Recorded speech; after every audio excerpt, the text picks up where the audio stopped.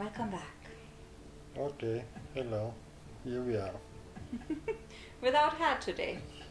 Too warm. It's too warm. Yeah, we are, what is it, 30, 31 degrees or something like that now. Summer has arrived in Andalusia.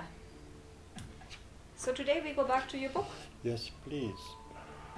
and we start a new chapter. And this one is titled A New Chapter in the Same Life. Claro. Every chapter could be titled that, right? Okay, I start? Mm-hmm. Well, maybe we need to briefly talk about what happened last. You were experimenting. No, you went to a concert with Peter Gabriel, this time without LSD. And you had the beautiful experience of hearing Peter Gabriel and seeing Peter Gabriel perform, which was seemed like a miracle show. Yes. So, a new chapter in the same life. Now I lived in the Linden district. This is in Hanover? Part of Hanover. Okay. It was winter and snow covered the streets. In the afternoon it soon became dark, and to escape my boredom, I decided to cross the bridge over the Leine. Floki, I think it's time for you to go for a walk. Abby is there. Come on, Abby. Floki. Abby Floki's on Sam. Oh yeah, I get the tape. It's in here, right? Yeah. Floki, come on, go.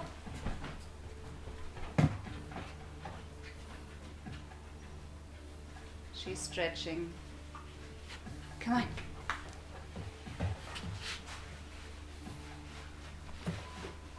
So it was winter and snow covered the streets.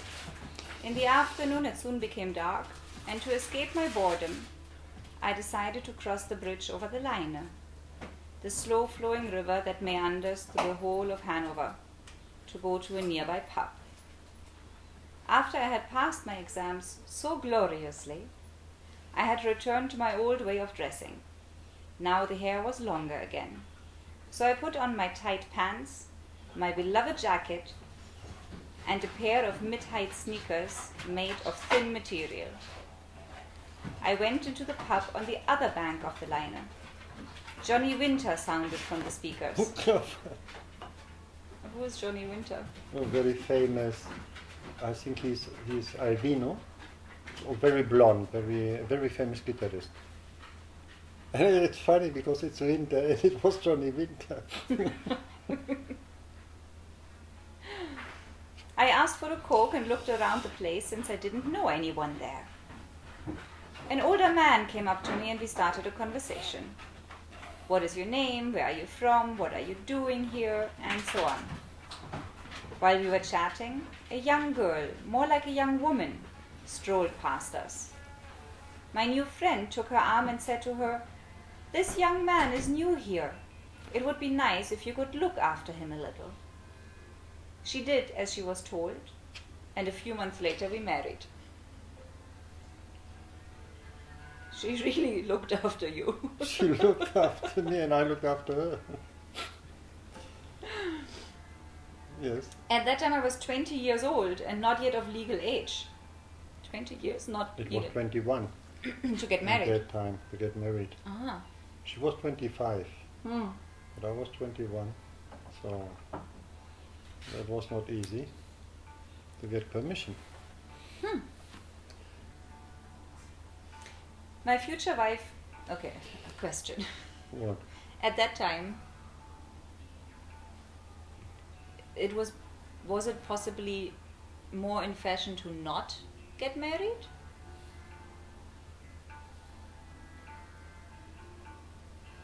I don't know.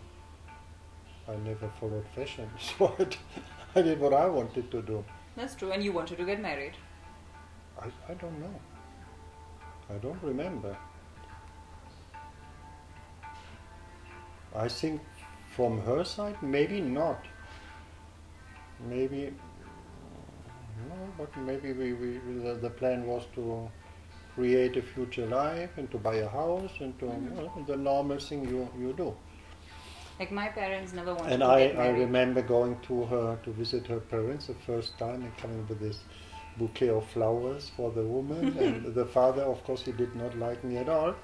He was a military man, so You had the military jacket, but for a different reason. no, maybe I did not put that on. Maybe you took out That your would have suit. been too much. I'm asking because my parents never wanted to get married. They got married because they were told they would get more government support when they were married and had a child. So I suppose that Maybe if I would have known that, I would have done the same thing. But it was okay because she was already a teacher, so there was an income. Had not to worry about nothing. wonderful. That was wonderful. My future wife Frida was a few years older than me. As a minor, I needed permission from my parents and a former teacher. There was no one better suited than Dr. Vogel, the director of the high school in Einbeck. I can imagine how Dr. Vogel smiled as he wrote this report and thought, as always, Thomas has to stand out. Yeah. Here we have the answer. Not just because of the army jacket and the sneakers in the snow. So I received his loving opinion and the permission from my parents. We soon bought a small house in a tiny village near Wolfenbüttel. Frida worked as a teacher and I set about expanding and remodeling the house. I had learned all the craftsmanship skills for restoring a house years ago from my brother-in-law, Kurt. Kurt once loaned me money to buy a gift for my mother's birthday. Since I kept putting off paying back the loan, one day Kurt suggested that I help him So build... the Kurt is the one we mentioned in the beginning. We say thank you because he gave me all the skills for normal material life, and his real name was Manfred. Yes, I called him Kurt here in the book. yes. That's the one. You got to know. I met With Kurt, your mummy. Manfred. Yeah, he is quite an interesting character and a very interesting man with many stories of having been to Russia and just life and doing things. Yeah. So Kurt once loaned me money to buy a gift for my mother's birthday. Since I kept putting off paying back the loan, one day Kurt suggested that I help him build out his weekend house for 2 weekends. And with that, the debts would be forgotten. Those 2 weekends turned into 2 years in which I learned everything I needed to renovate a house. Kurt was the first to visit us in our new home. He showed up with a bathtub, a stove, sewer pipes, and a bunch of other very useful things. That's a very interesting welcome gift, no? No salt in bread. And but he came in and said, look, I'm sorry, I have no time to help you, yeah. but I will come to bring you things that are useful for you. Kurt didn't have time to help me, but he supported us with a variety of furniture, building materials, and tools. We started keeping dogs in this house, a basset hound and a large greyhound. The greyhound had a heart defect and therefore could no longer run races. So we welcomed him into our house. We went for an operation with him to Hamburg, Blankenese, to a famous Veterinary surgeon, clinic. a vet, Yeah, to make an operation to his heart. and was successful. Apparently, yes. Because of this heart defect, he could no longer run races, and so we welcomed him into our house. His name was Ashki, strangely the nickname of the spiritual master whom I met years later, and in whose order I myself was made a master. It means lover. It's a Turkish word for lover. And how did Yes. you come about this name? The dog was called like that. Was already when we got him, that's Ashti. Yeah. What is that? That happened many times, right? With a piece of art that you created and So there's destiny, yeah. but in that moment you don't know, and later you find out, and later you find out how certain things in your life showing you the way, pushing you to something. Like what you said last week in the podcast, the girl from that came for the retreat asked you, why are you telling me the story? And you say, well, I have no clue. Yeah, I don't know. It just comes to my mind and I say it. And maybe right now it is not meant for right now, but meant for at some point in the future. Yeah. Later we also had a bobtail. Many friends we made at this time also kept or bred dogs. We went to dog races and often spent the weekend at some of our friends' houses. A married couple, Eduard and Hannelore. Wait, so we opened like a hostel for dogs. We were breeding dogs and we took in dogs for the weekend or for 1 week. I don't know if I tell the story there. There was this guy who had a basset hound, these very long, 3-color, very funny, a lot of skin and long ears, and he was selling something like on a market in Braunschweig, and his dog was called Snoopy. So when he came with Snoopy, he came on a motorbike, and Snoopy was sitting in front of him with these glasses, motorbike glasses on, and the ears going back. And then he told us when he is working, when he's selling his things, often they called him from a shopping mall, and they said, come here, you have to take back your dogs, because Snoopy went into that mall, took the elevator, went to the third or second floor, where all these cloaks made of fur were hanging, and was running around that. What I did was my mother's cloak. He did, and then they were called Snoopy's here. Come, take him back. He was going alone into the elevator, knowing where he had to go, and then running through these cloaks there. So interesting that even the fur, I mean, the animal has been long dead, right? But that the dog is still very interested in that scent.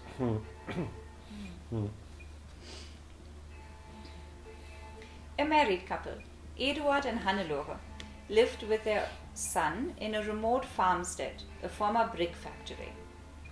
A long earth track with trees on both sides led to this eerie place.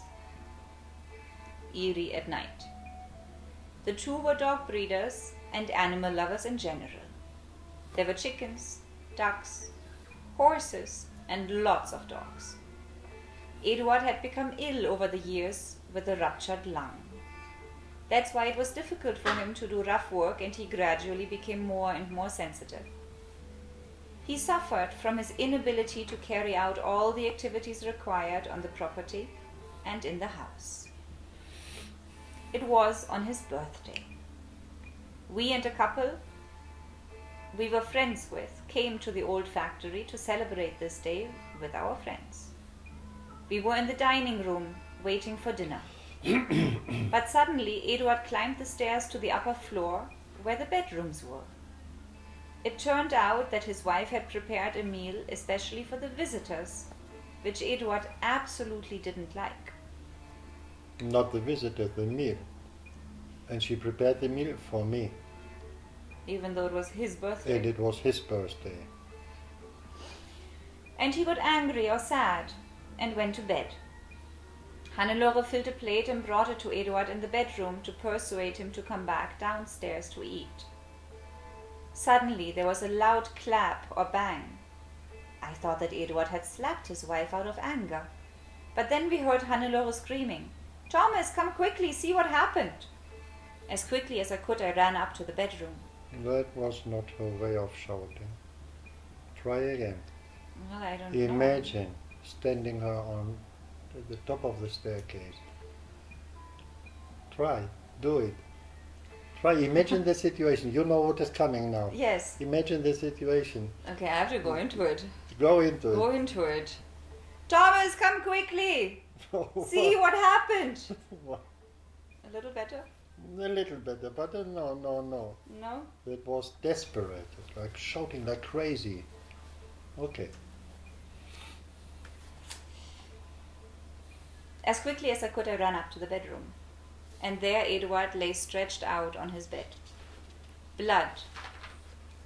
came from a wound on his temple. A tiny revolver was on the bed next to his right hand. It felt like my friend's body filled the entire room. Hannelore had placed the plate with dinner high up on the wardrobe. I'll never forget looking at that plate. The thing was, I was coming into the room and the wardrobe was higher than my eyes. I came into the room and I was looking to the food on that plate from above. I saw it from above. The whole dimensions of the room had changed completely, and the room was only filled by the bed and his body where he was lying. I never forget looking down at that plate, even though it was higher than my eye level. The dimensions there in the room had completely changed. That was trance. Hannelore stood there crying. I ran over to the bed and put my ear on Eduard's chest. But there was no more breathing. There was only like, look, look, look, look, look, look. I could hear something, look, look, look, look, some liquid moving inside out. Hannelore stood there crying. I ran over to the bed and put my ear on Eduard's chest, but there was no more breathing. I angrily picked up the revolver and said, "He did this with this little thing?" Okay, now you say that angry. No, because it was not angry. No. No. Okay. And it was a revolver like that. Like a toy. A tiny little thing that maybe they had in the Middle Ages or something that you can keep here in a little pocket. Tiny little thing. And I picked it up and I said, with that little thing he did it? Without having in mind that my fingerprints will be on the revolver. The police were notified. An ambulance showed up, and with the lights flashing, the place seemed even more spooky. An inspector interrogated us one by one in the kitchen until the early hours of the morning. Hannelore was out of her mind and threatened to take her own life and her son's life, to commit suicide. So they put him into a coffin, like a metal coffin, the people from the ambulance, no? Bringing him down the stairs, and one of these guys looked at her and said, "Well, yeah, it was your fault. I went for that guy." And it turned out that they were angry because there was a football game and they had to come. But they couldn't watch the football game. Oh, nice professionals, nice human beings, wonderful.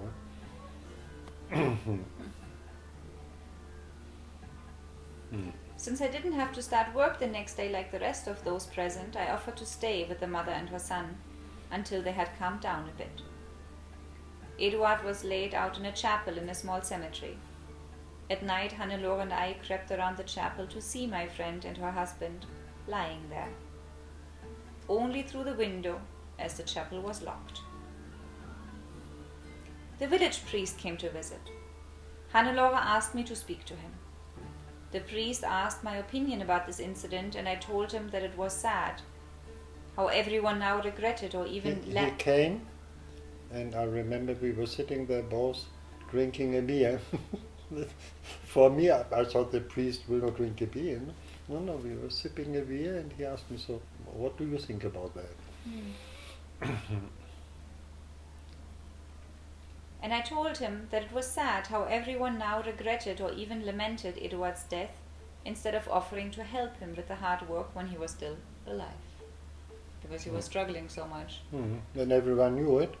No one said, "Well, I can come a weekend and the other person can come a weekend and we help you." No. We went, everyone went there, "Oh, how nice with the animals," and blah, blah, blah. But no one Actually helped. wanted to lend a hand. And now, "Oh, yeah, that's so tragic and we are so sad," and blah, blah. As the funeral approached and the wife and son had calmed down a bit, I suggested looking for flowers for the funeral. We drove the car to a nearby garden center. It was closed, but surrounded by vast fields of flowers. "Let's steal the flowers," said Hannelore. That would have been fun for Eduard. So the flowers were stolen and taken to the cemetery. Hannelore jumped into the still empty grave to decorate the floor with flowers.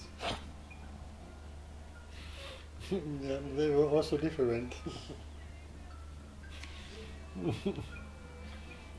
While she was bending over, laying out flowers down there, Eduard's parents and other family members appeared. Dismayed, they looked down into the grave at their daughter-in-law. They asked who I was, the hippie, and Hannelore explained that I was her family's best friend. This realization shocked them even more. The coffin came to the cemetery in a hearse and was now laid out in the small chapel. Slowly the room filled with family and friends. The priest entered and gave his speech. He repeated everything I had told him before. Eduard's family and friends left the chapel in anger and did not even wait for the coffin to be lowered into the grave. Oh. Yeah. He repeated every word I said to him. When we were sitting, he was not writing that down. Yeah. And I did not count with, it was just my idea about all that. He repeated every word and said to everyone, fuck you. Don't come here now playing, oh, we are so sad and blah, blah, blah. No. To be sad, that was before. We should have been sad and help him. Not now. Now it's over. And they left, the whole family left, not waiting for the funeral. Wow. Because of this experience, I decided to become a pastor. I was impressed by how the priest had influenced those present in this situation, and I believed that with this profession one could have a positive influence on other people. A little later, as I learned about the church's studies and seminars, I abandoned the plan. That wasn't the right path for me, but I managed to calm Hannelore and her son, and so I was finally able to return home. So you stayed with them? I stayed, The whole maybe for time? 1 week. They wanted to commit suicide. They had a little lake there. They said, we will go. And I stayed there until that was more or less settled. And then my wonderful wife, she met the priest from the village in the supermarket. And she said, oh wow, you are the priest from this village. Oh, nice to meet you. My husband also was thinking about to become a priest. You cannot imagine how much we have laughed about that. Poor priest. That was her. She was like that, very open. No, look like this guy, we know chocolate. No barrier, not No hurting filter, people, but just able to bring it out, no, without thinking what the other person could think about it. No? I started working on a stamping machine in a factory making plastic trays for airlines. Oh, these machines, they were burning hot. And this was like Middle Ages. You had to make with some whack to bring both parts together, and that would make the tray for airplanes. There were mostly women working there. Because of that extreme heat, they were half naked. I mean, just something to cover the women like that. Vroom, vroom. And I remember that, working there. And then from time to time I was standing there smoking a cigarette. And people would do that, but in the moment the boss would come in, everyone would Put the cigarette put out. it cigarette. Me not, no. On purpose I would stand there. So if you want to kick me out, kick me out. I don't play that game here. And they did not kick me out, because I was working. Remember. After that, I started working as a plumber, intermittently, while I was still busy building out the house. And I attended evening school in Braunschweig, evening high school in Braunschweig. Of course, as was my wont, I didn't finish my studies there and left night school early.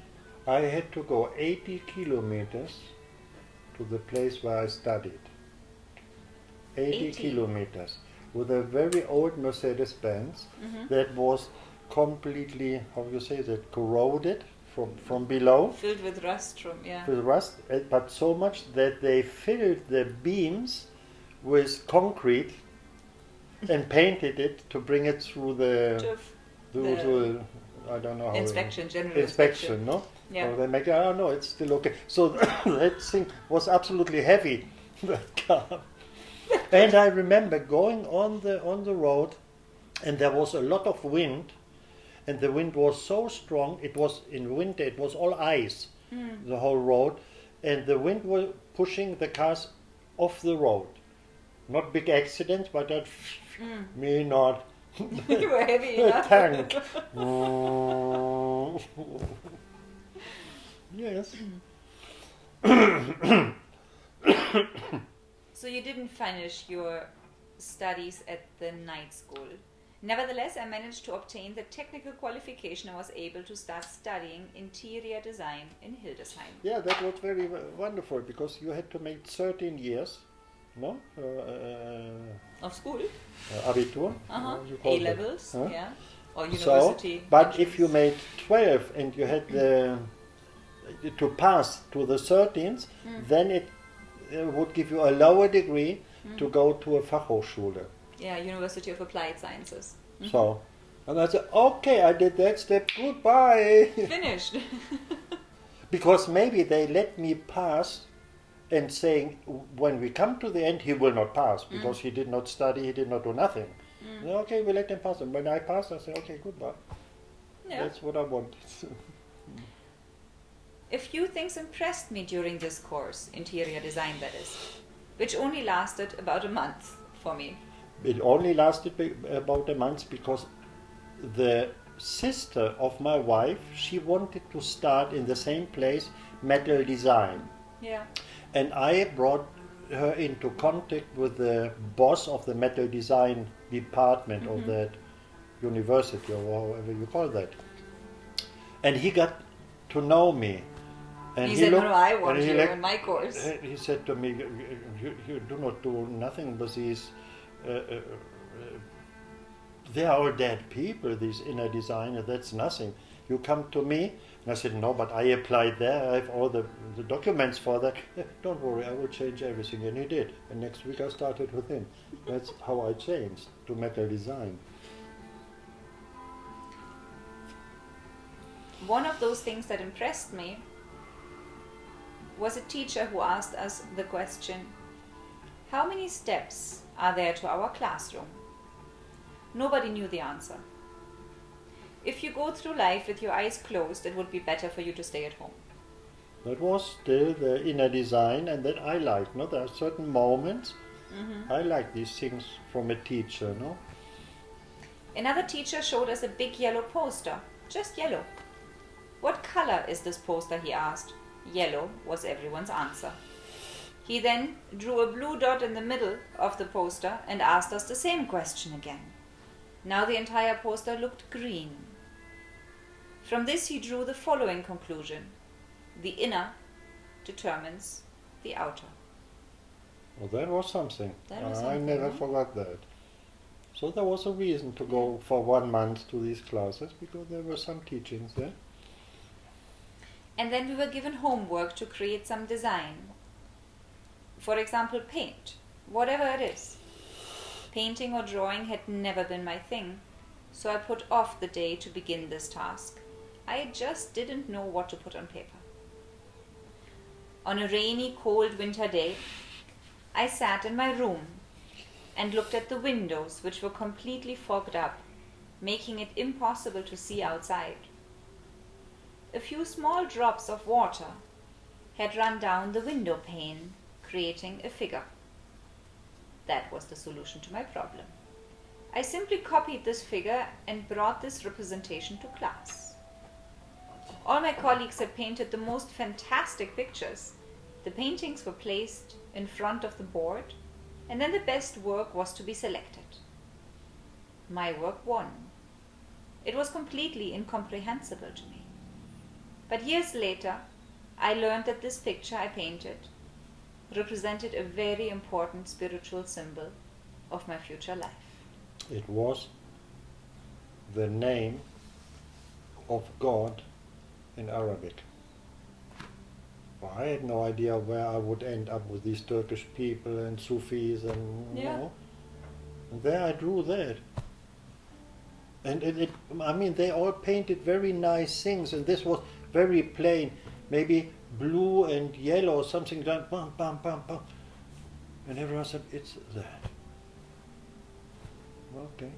Maybe they also Destiny. feel something Destiny. from inside, no? I don't know. That attracts them to I that. don't know, but the destiny thing, yeah, that's it. Go for it, go for it. Yeah. In that moment, without knowing absolutely what it meant. It's what the first teacher said, right?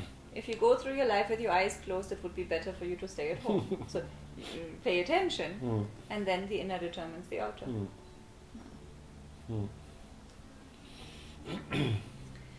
Since I had met the head of the metal design department, and he was a talented artist and a charismatic man, I was quickly convinced by his words. You have no place with these boring interior designers. Come to me and study metal design. This man handled all the necessary paperwork for me, and so I started studying with him. But with my restless character, my studies only lasted 2 semesters. During this time, we were once asked to make a design out of sheet metal panels. There were students there who came from a family of blacksmiths and were able to make the most wonderful things. I remember a rose about 20 centimeters long that my colleague had forged from a thick, heavy screw. What a miracle it is to look at a screw and see a rose inside. Well then, I made a simple design. A few straight lines, bent at right angles. Then I cut open the metal sheets, bent the whole thing a little, and the work of art was finished. When I returned to the workshop after a week, my work was no longer there. When I asked the other students where my design was, they replied, the boss took it home. He liked it so much that he wanted to copy it and then sell it. Many years later, when I met my spiritual master, I found this design at the entrance gate of his order. The entrance gate, and they were wearing some white caps, and on top of the cap there is that design. Yeah, okay. So there's like 3 things pointing you to Turkey already, without you knowing it, in a really short amount of time. Yes, yes, yes. Just going there for 1 year or whatever to study, and pong, pong, pong, pong, lot.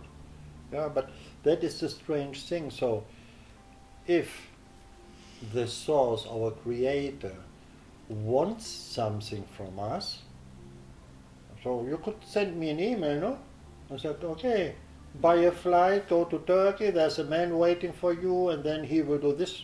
No, it's going through these little things, and then.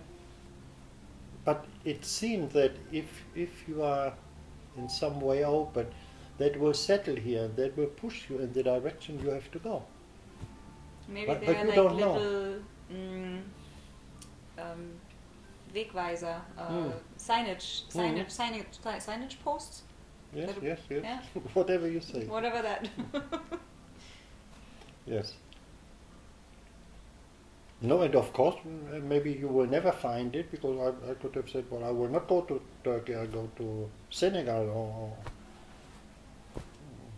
So why it is not clearer for people who have a task on this planet to now, with the work we are doing here, you become aware that you become like a loudspeaker for that thing, to tell other people what they cannot perceive.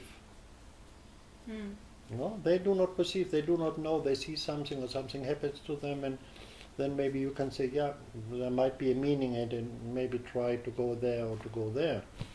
But I asked myself, why is so complicated?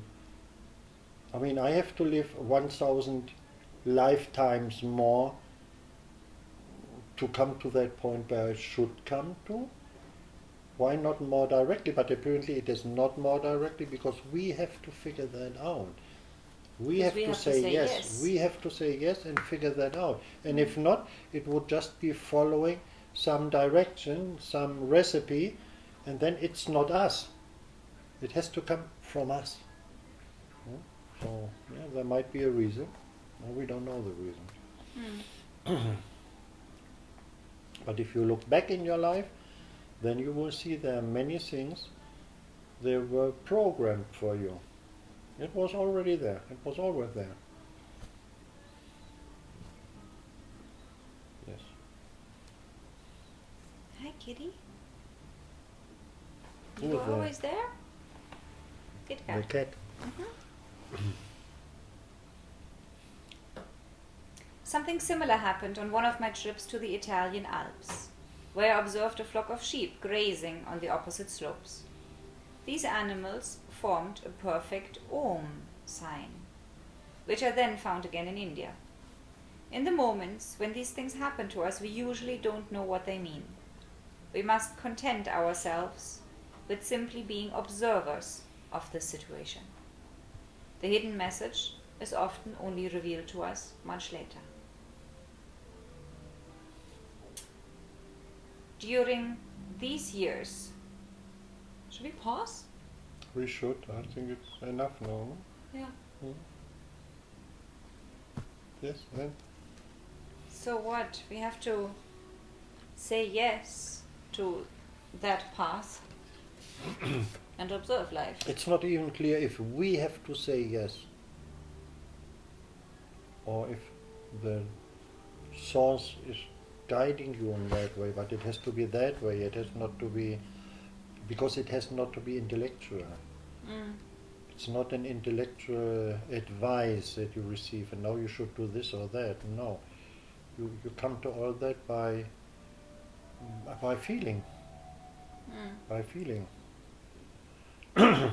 Observing and feeling. Not by knowing. No. No. And that's how the master is working lately. He makes you feel certain things. But maybe I told already, but once I went to, I was living in Turkey and I went to Greece, and when I came back I had the idea I should buy something for my master, I should bring a present, no? And in the end I didn't know what to buy and I bought some cigarettes because he was smoking. And I gave him the cigarettes and I said, thank you very much. And then I was sitting at a certain distance from the master, and in one moment he looked at me and he said, yeah, I thank you with all my heart for that present that you brought me. And I was so stupid to say, yeah, because I brought it with all my heart. And when I came home, I said, oh wow, no. There was no heart involved at all. And that it was just intellectual, just thinking, I have to bring something, you cannot come with empty hands, and okay, he's smoking, okay, you buy his favorite cigarette. Just by one word, and then you wake up in some way. Now finished, no? Yes. Yeah, goodbye. Finished for the day. Then goodbye. Okay. See Bye-bye. you later.